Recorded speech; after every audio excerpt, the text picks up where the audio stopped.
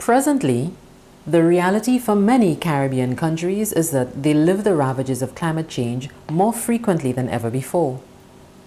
People must adapt and mitigation policies must be introduced as sea surface temperatures are higher than they have been over the past 20 years. There is an increase in hotter days and nights. There is the potential for increase in intensity of tropical storms and hurricanes. Coral bleaching is up by 70% in some areas with expected increases. The cost of inaction to small island developing states will be high. Therefore, financial protection must be part of the agenda for all small island economies, and minimizing risk to property and loss of life is critical. While the Caribbean remains on the front lines of devastation from the impacts of climate change, their contribution to the phenomena of climate change is negligible, a mere 0.1% in carbon emissions overall. It is against this backdrop that the 4th annual OECS RRACC Climate Change Seminar was held in St. Vincent and the Grenadines in September of 2014. Participants were drawn from across the region, including representatives from public and private sector agencies and the media. One of the overriding objectives is to increase sensitization to the impacts of climate change and to encourage people to change individual behaviors and rally, rethink, and respond.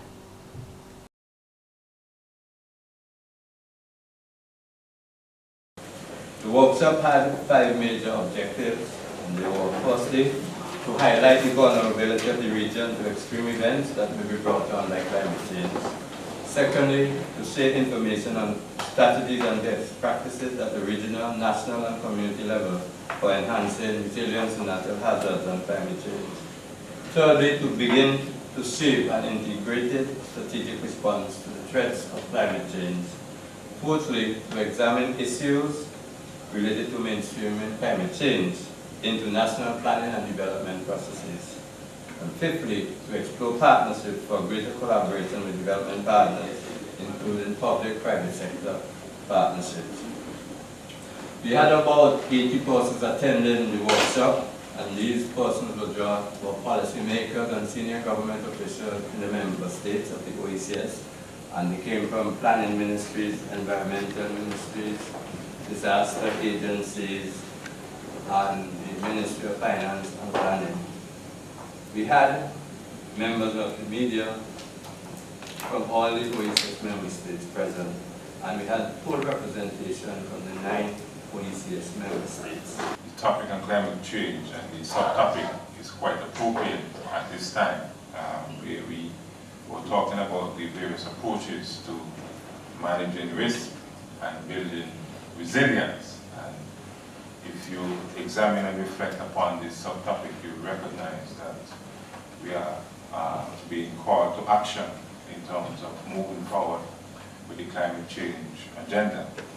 And in addition to that, I feel that the workshop or the seminar was pretty fruitful, and the approach was appropriate, where we were able, with the colleagues from the various member states, as well as members from a number of regional and international bodies, we sat and discussed pertinent issues as it relates to climate change. And some of the common themes that, or elements that keep coming up in our discussion over the last 2 days include things like public awareness and education of the public in our member states, the region as a whole, the role and involvement of private sector,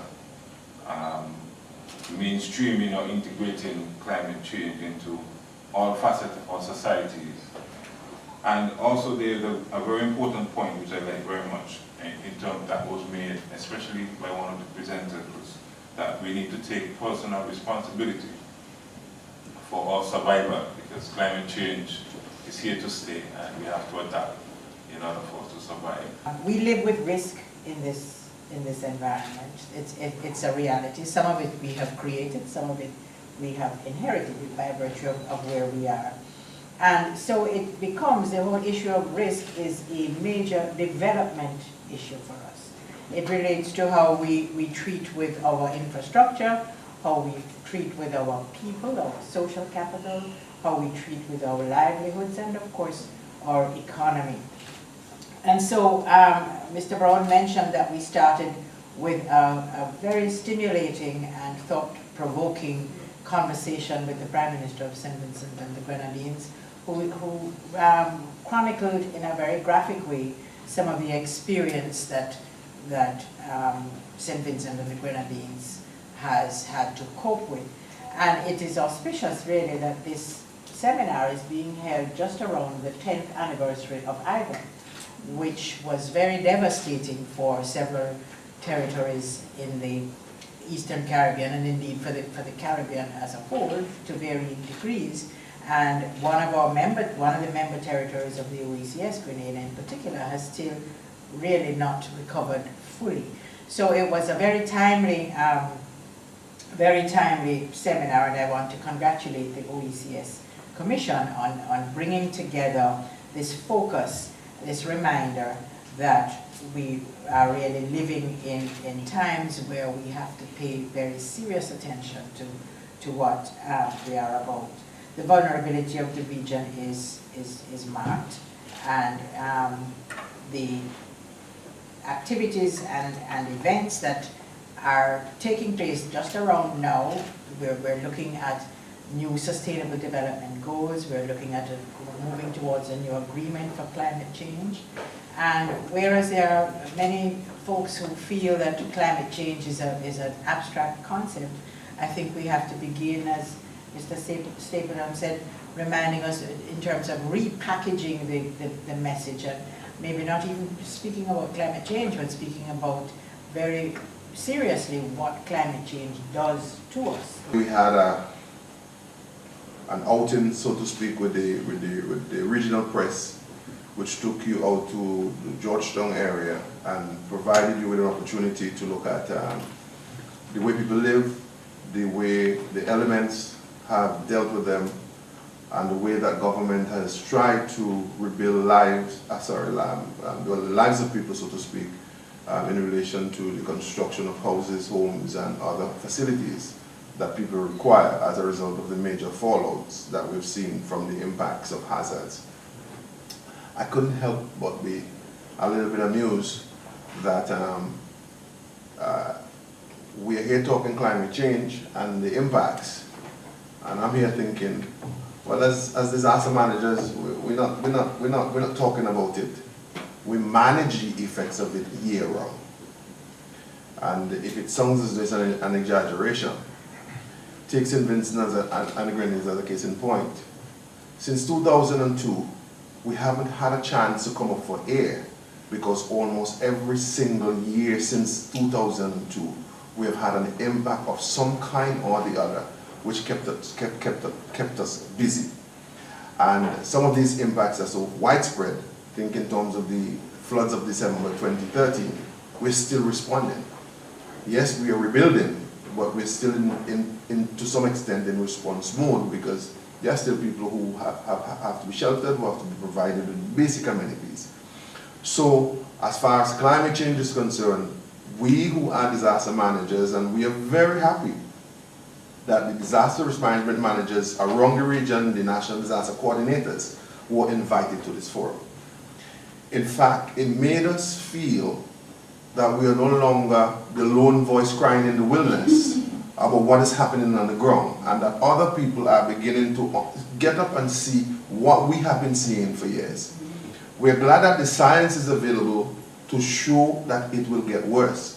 And we are happy that the organizations like the OECS, USAID, and others have seen the need to pick up the pace to provide the people of our region with the programs, and more so the education that is needed so that they could move forward. I do not have to again repeat to you how highly prone St. Vincent and Grenadines is. If Dr. Opede, Jacob Opede of the University of the West Indies is proved correctly, he once described St. Vincent and Grenadines in one of his lectures as the place to be if you want to study disaster risk management. That says a lot, which means that there's a lot here that you can study as far as disasters are concerned. So we understand how that works, and we understand that with climate change, things can get worse. What is the world community going to do about it? If anything at all, I think this represents the single biggest moral challenge to humankind. And if it doesn't respond to this, then there is no credibility to anything.